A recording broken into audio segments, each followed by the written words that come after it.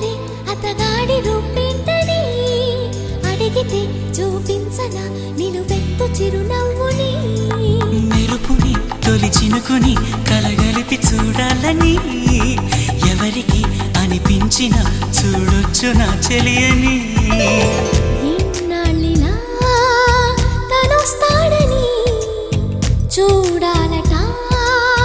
ప్రతి దారిని ఏ తోటలో తనందోనని ఎటు పంపను నా మనసుని